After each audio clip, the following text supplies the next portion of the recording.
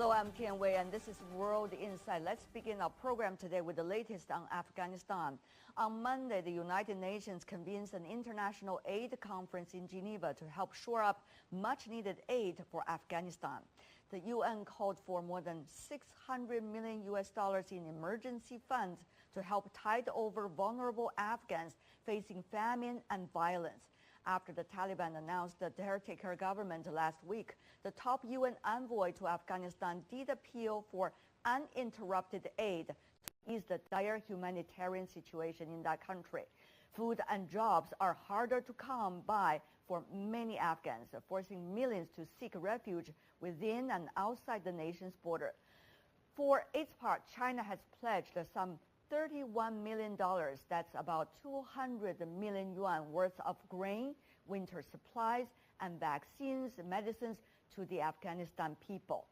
And that is promised by the Chinese side. The neighboring Pakistan has sent oil and other supplies to Kabul, while Russia plans to ship food and medicine. Meanwhile, we have also been hearing about Qatar, New Zealand, as well as the UAE sending in emergency supplies. So what more can the international community do to help Afghanistan? What about the results of the latest conference by the UN?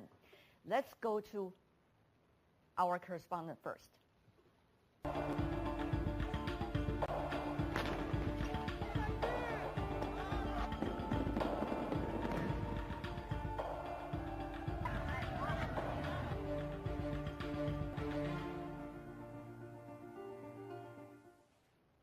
Zimayalai Abbasin joining me from Kabul, our correspondent there. Mr. Abbasin, we understand the UN, for the latest information, already pledged $20 million for aid in Afghanistan. Meanwhile, several countries, as we announced earlier, have also been pledging to provide emergency aid. Now, how much would these kind of news be known to the common Afghans? Hello and good evening. Well, Afghanistan in very much need to the international assistance in every aspect after the collapse of Kabul to Taliban. And then there was a humanitarian crisis already looming. More than 18.5 million people in Afghanistan needed assistance. Now, when the UN is already on the verge of assisting Afghanistan, there is much more needed. Do you hear me? Yes, I could hear you very well. Mr. Abbasin, though, how much do this news that are coming from the international community for aid for the Afghan people, how much do they know to the real people on the ground?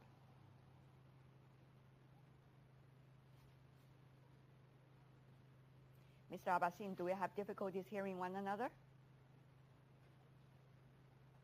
All right, I'll talk to our correspondent later once our connection is better. For now, let me go to our panel for discussion. Joining me in the studio, we have Mr. Li Guofu, who is from the China Institute of International Studies. Sir, what a pleasure to see you. Thank you for being with us once again. Also joining us in Memphis from the U.S., Professor Joseph Gregory Mahoney from East China Normal University. Now he's living in the United States. So we hope later we'll also be joined by other panelists from different parts of the world. I want to start by talking about the latest information. As earlier indicated, $20 million coming from the United Nations announced by the Secretary General at the latest conference on aid to Afghans. Mr. Li, tell me more about what you think about that amount and also the international pledges for emergency aid to the Afghans. I think, as you say, that 20 million and US dollars is not enough for the Afghan people, especially at this moment. And we know that, the situation in Afghanistan is very dire, and they are facing the winter, and also they are facing a severe drought or the famine. And almost half of the population need, especially the food, daily necessities, clean water, all these would come out from the outside. And so I personally believe and 200 million is not enough. They Far need from more. enough. They need about the 600 million just to get by over the winter until sometimes next year. But Professor Mahoney, do you hear much from the U.S. side, since you are from there, about the real pledges and the real delivery of emergency aid to the Afghans? I don't. You know, the pressure on the West will be high to help clean up the mess they're responsible substantially for making, especially the U.S. But there's also incredible pressure to disengage. One of the White House talking points is that the U.S. has spent enough in Afghanistan, both propping up the former government and fighting the Taliban. And now, of course, Biden is fighting with Congress just to get money to invest in the U.S. recovery. So it will be very difficult politically and perhaps impossible for the U.S. to now support a Taliban government financially. You know, perhaps the best we might hope for is that the U.S. doesn't try to block aid from the UN. But, you know, I think one really interesting and easy solution to this is if the U.S. could unfreeze some of Afghanistan's reserves and give those to the UN, and that can sort of wash their hands of the matter and not have to worry about funding a government that they were an enemy with or that they still designate as a foreign terrorist organization. Yeah. Well, one of the things that we are talking about today is not necessarily how to deal with that government. It is, after all, an interim government. It's not the formal government yet. And meanwhile, the humanitarian aid is for the Afghan people. Of course, how to deliver that to the Afghan people and to use on what projects needs to be closely monitored and needs to be sought out the channels. But it is not about that government. So I think there is a lot of mixed information, it seems, Professor Lee, that people are suggesting, what about the human rights issue? What about the interim government, the makeup of it? But now we're talking about the humanitarian issue. Politics is different from humanitarian issue, even though they could intertwine with one another, Professor Lee. Yes, what you said is absolutely right, especially at this very crucial moment. And the people, and definitely would expect the Americans would have provided some aid, as our American guest has already said.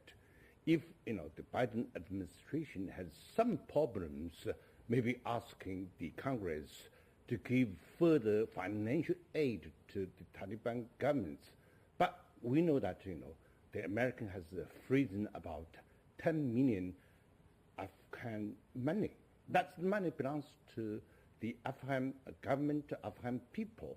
And if the American unfreeze of these monies, I personally believe that, you know, Afghan government or the people would have enough money, at least help them to be through the severe winter. Now, this UN conference is not about giving the money to the Afghan government. It's about providing emergency aid to the United Nations, and through United Nations and various programs to get to the people of Afghanistan. Of course, some of it might have to be delivered by the interim government and its apparatus, but it's a very different thing. So we want to make sure that is well understood. Now, Professor Mahoney, we understand that China, Russia, Qatar, New Zealand, together with UAE and some of the other countries, either have already delivered some amount of emergency aid or have already pledged and in the process of delivering.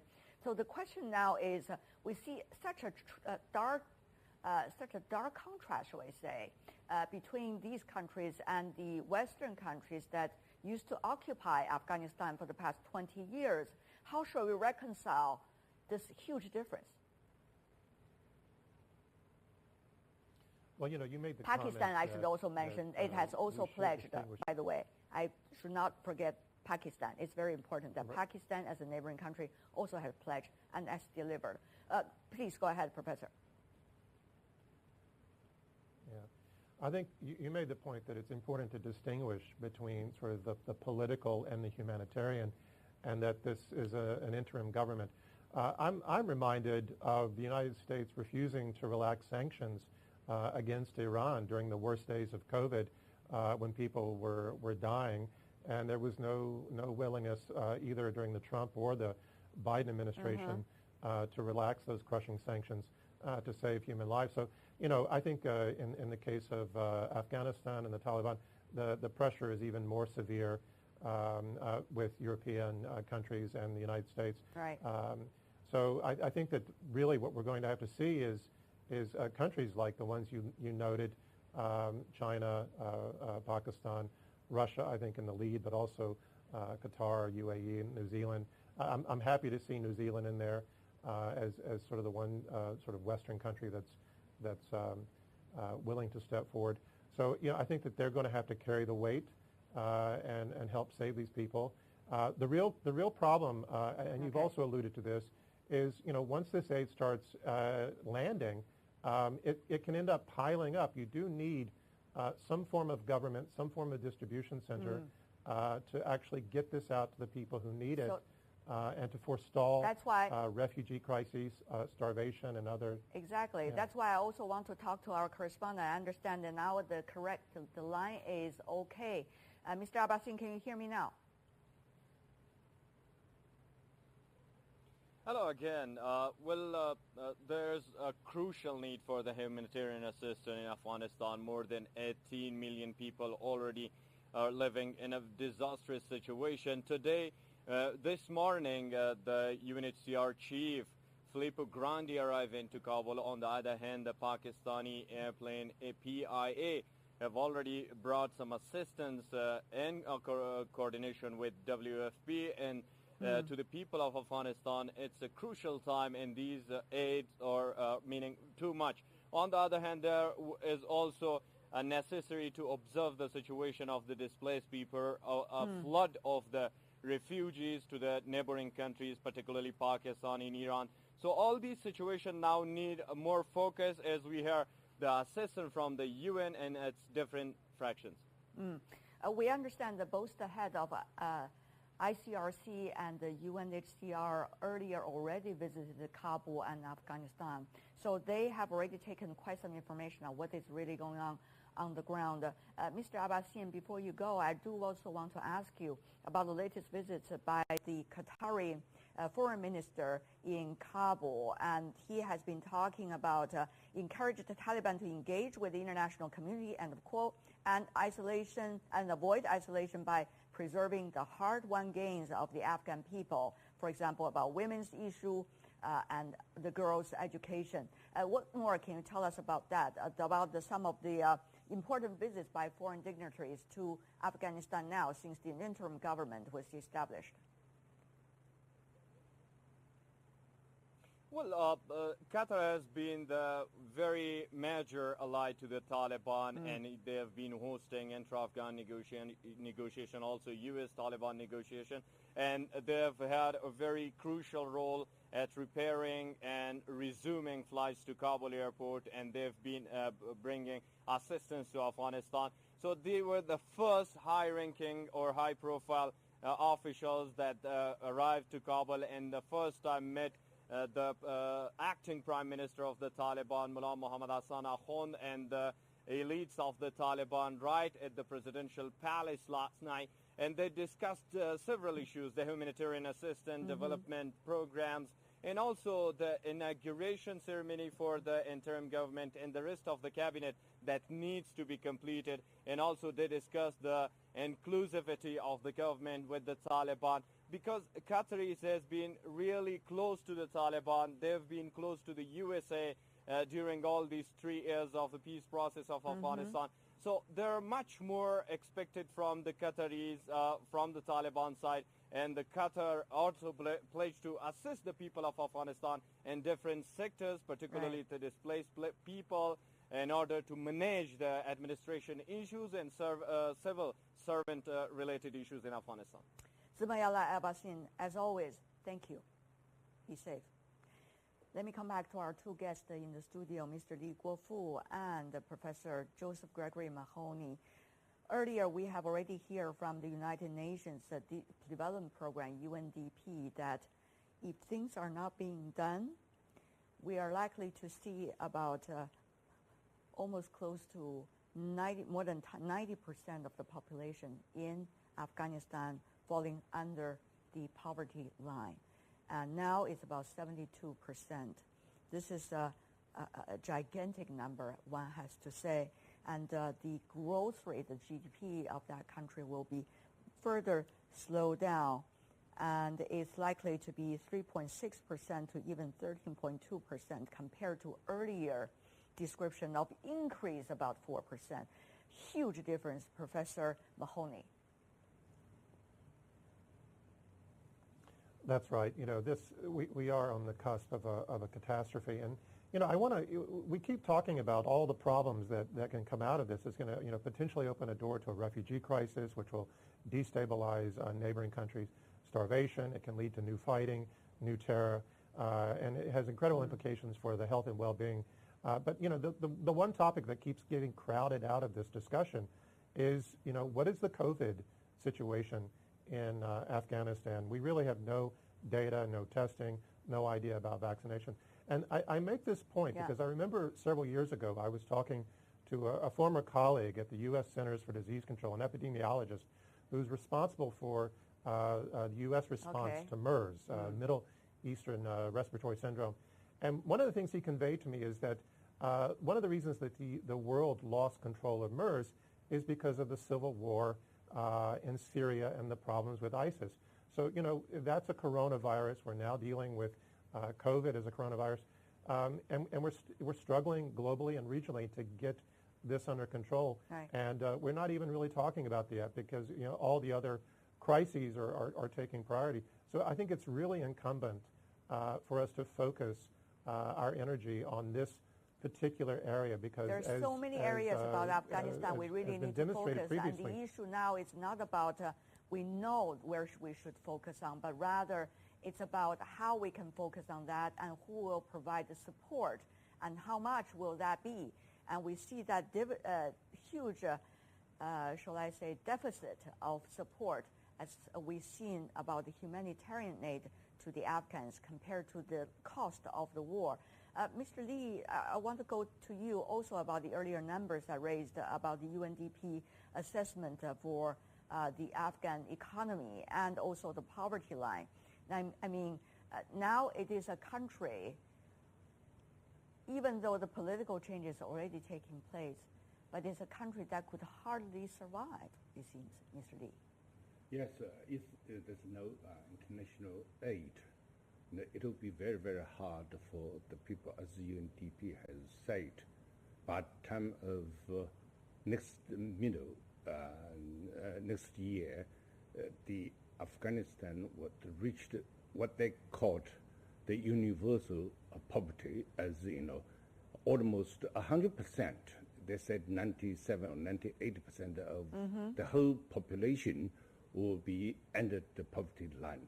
So here, the assistance will be the priorities, and the Western countries, especially the U.S., should not to hold the Afghan people as a kind of leverage in order to pressurize Taliban government to make some concessions.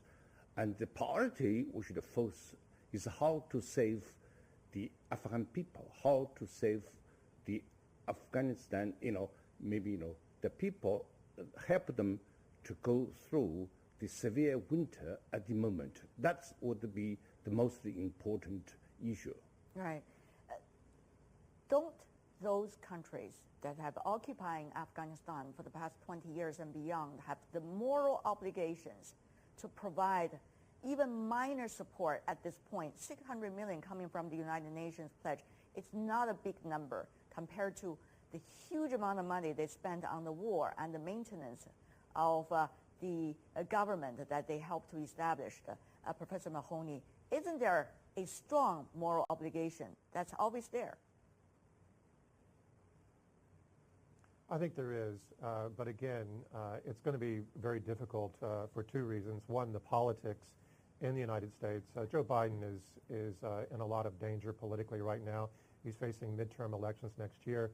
He's still fighting with Congress to get his infrastructure bill, which is really the key to him getting his party being reelected next year in the midterms. And again, his talking point has been we've spent enough. We spent trillions of dollars, and it was wasted. And I can't even get enough money to save ourselves now. So I don't see that happening. And that's why I raised sort of the novel solution, but I don't think anyone in Washington... Mr. Professor Mahoney, I know it's not your thought, but I think it's a very interesting logic that we should really talk about that. I mean, when you think about the war over the past 20 years, hundreds of thousands of lives of the Afghans lost as a result of that war. Many are collateral damage. And it's because of the more than 2,000 lives lost in the United States as a result of the 9/11, sadly. And now we also see that let's face it, the bottom line here... It is the interest of the U.S. administration now for its own political future and its own election, and as a result, using the Afghan lives, the average Afghans, not providing even minor support. 600 million, not a big number. I have to say once again, think about the special forces, how much they would spend a day in Afghanistan. I mean, Professor, I really don't understand this. Can someone explain this in real logical terms? Yeah, I can explain it. Please. I can explain it to you. You know, the bottom line is that the propaganda from the United States for years is that it went to Afghanistan to save the Afghan people and to save the Afghan women, you know, to save brown women from brown men. This is the old, you know, logic of imperialism that we've seen for a long time. This has never been about a humanitarian effort. This has been about the United States pushing itself into Central Asia, part of a number of different containment strategies, some of which are aimed at China. And, you know, as a result, now that this effort has come to an end, you expect that after 20 years of hurting these people, of feeding their own defense industries, of feeding their own military, that they're going to turn around and now give money to Afghanistan. It's absolutely... we're trying to imagine that there's some sort of morality or moral high ground in Washington, and there is absolutely none. So let's get to that reality and hope that others will step up and take care of these people. It's a reality I could hardly ever be able to accept. Meanwhile, I know there are political realities, and there are also realities that people should remind others of, which is the lives of the average Afghans on the ground right now for the rest of the year. Professor Ian Begg is joining me right now from the London School of Economics and Political Science. Professor Begg, we are in heated discussion about why 600 million coming from the UN. We haven't heard much from the developed economies to help the Afghans just for the rest of the year.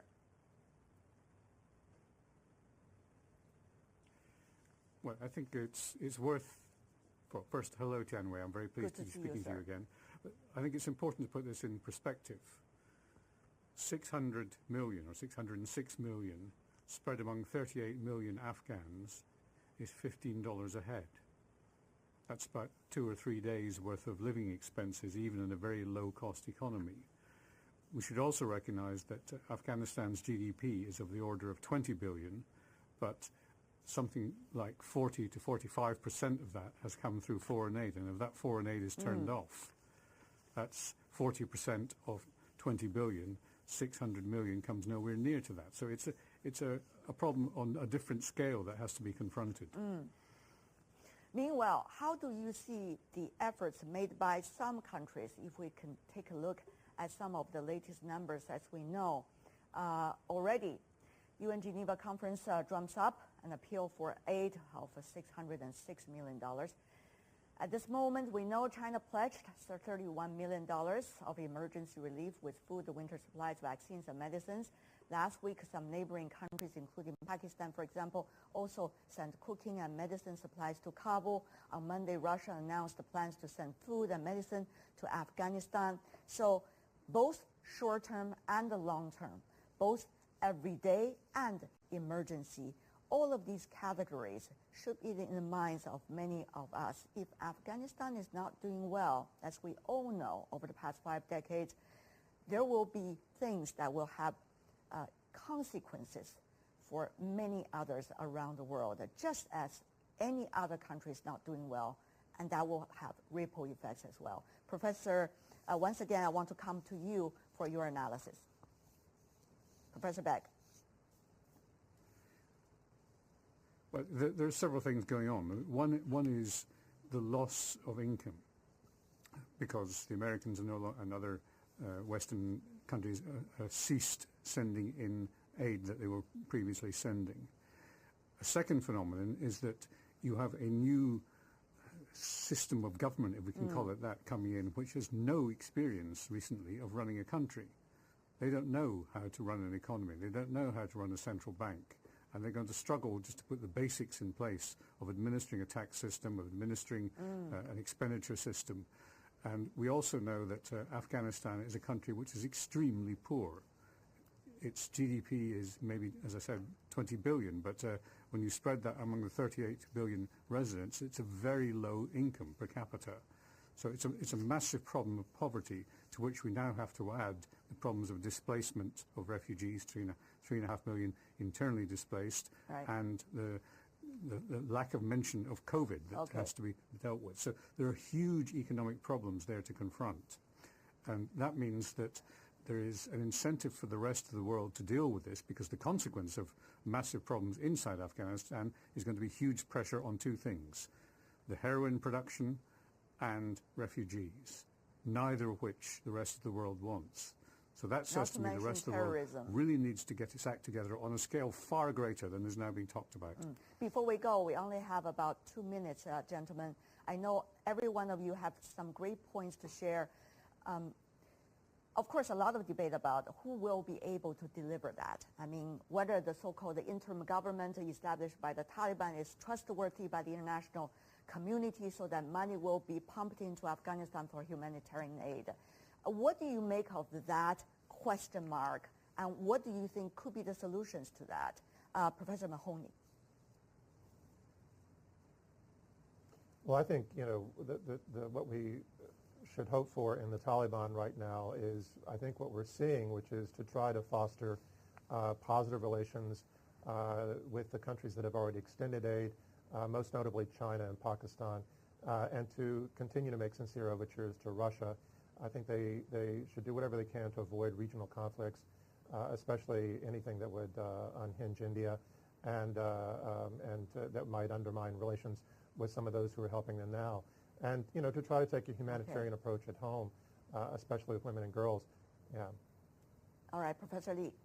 I think, the best thing at this very crucial moment is the international community, while, to encouraging, the Taliban to make a further reform to honor their pledges to the international community. But another very important thing is that, we maybe collected all maybe the money or the needed for the Afghanistan people, to help the people, to save the Afghan people. But the thing, of course, is how is that is being delivered to the Afghan people. Professor Begg, what do you think? Well, I'll finish with two things. The first is that the West, whatever you would define the West to be, wants certain things from the Taliban government. They want better treatment of women and so on. They don't want refugees. They don't want harboring of terrorists.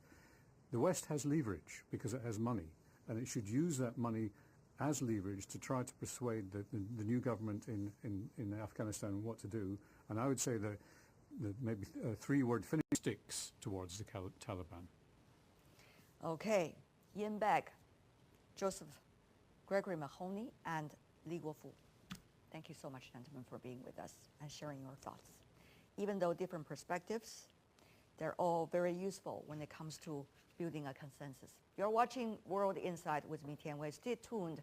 We have more on our special focus with Afghanistan next.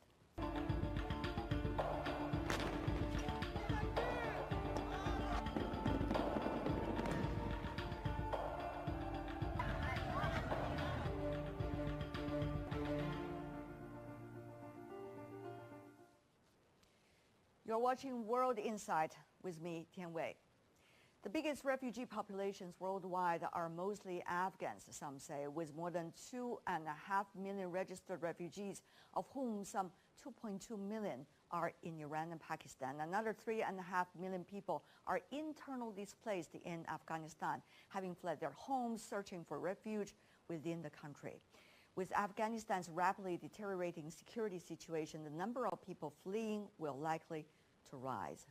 I had the chance earlier to catch up with UNHCR Chief Filippo Grandi, and he has just made a visit to Afghanistan. Here's that exclusive conversation on the scope of humanitarian aid efforts in these troubled times. Tell me more about what kind of engagement are you having? My organization, UNHCR, the United Nations Refugee Organization, is focusing a lot in Afghanistan on displaced people. These are like refugees in their own country. There are more than 4 million, 10% of the Afghan population, more than 10%, are displaced, are not in their homes. Over the years, they have been displaced by conflict, sometimes by natural disasters, sometimes to look for opportunities in big cities. This displacement has increased, and we must distribute food, relief items, shelter, medicine, everything that people need. So what does that mean in terms of your interaction with the Taliban and the Taliban interim government, quote unquote? We must interact with the de facto authorities because it depends on them how we can access the people in need. We are expanding. I think the situation is progressively, hopefully stabilizing. The Taliban has to give us security, essentially. And this is the main request that we have made. However, we have also raised other important issues. We need to distribute food to everybody, food or other items, non-food items, etc., to everybody. And we need also our women colleagues to be able to work in our operations. The Taliban want to run the schools there, right? Children must go to school. Girls have to go to school as well. So we are engaging on issues that are more straightforward, if you wish, and other that are more complex. But the dialogue is active and constructive. Who are the immediate counterpart within the so-called Afghan interim government that UNHCR has to work with? A lot of the interaction now is at a very local level. With whoever is in charge of a particular area. That's the way humanitarians work. This is not a recognition of the government. This is not for us. This is not for humanitarian agencies. This is a political issue. But we must interact with whoever controls a town, a province, an area to access the people in need. That's the way we work all over the world. The chain of command, traditionally speaking, for the Taliban over the past 20 years may not be necessarily that clear, particularly at local level, which means demands coming from the central level of the Taliban may not necessarily be carried out immediately by the local level. What would that mean to your people? This is, of course, I'll speak from experience here, many years working in fragile situations. This is very typical of transition periods, of periods of political uncertainty, and chains of command break down, and the new ones, the old ones, we don't know if they still exist. The new ones are not yet there. It's complex. And this is why we need to be very pragmatic, very opportunistic, where we have an opportunity to go and bring help to people, we do it. And guess what? We're doing it already. Not just UNHCR, the World Food Program, UNICEF, the World Health Organization. There is still a big COVID problem in Afghanistan. They have shipped medical supplies from Pakistan. Pakistan has been very helpful in allowing us, to bring people and goods. So it's a big effort, and we really need the help of the international community because in these uncertain situations, operations are expensive. We will call on the international community, all countries, including China, to help us in this important effort. At the moment, the biggest priority is to deliver fast, substantive aid to people in need inside Afghanistan, especially the displaced people. We need to stabilize the situation inside. There will be big issues coming up very quickly. Who pays the salaries in the schools, in the hospitals? Who allows the state to function? The big development assistance has been suspended. So those are big discussions that are coming up, and I don't have answers. It's not my responsibility other than humanitarian, but I'm telling the international community, focus quickly on those issues, because if you neglect them, the humanitarian crisis will increase, and then you have big flows of people that may get out of the country. Then we need, of course, in that situation to help the neighboring countries receive large numbers of refugees. We haven't seen it yet, but this is something that we need to try to avoid by helping more inside Afghanistan. May I add one point? It's important also that the international community helps us pass some key messages to the de facto Taliban authorities, especially in terms of respecting people's rights, respecting women's rights, allowing girls to go to school, allowing women to work. These are important milestones that Afghanistan has gone through, and we don't want to go backwards.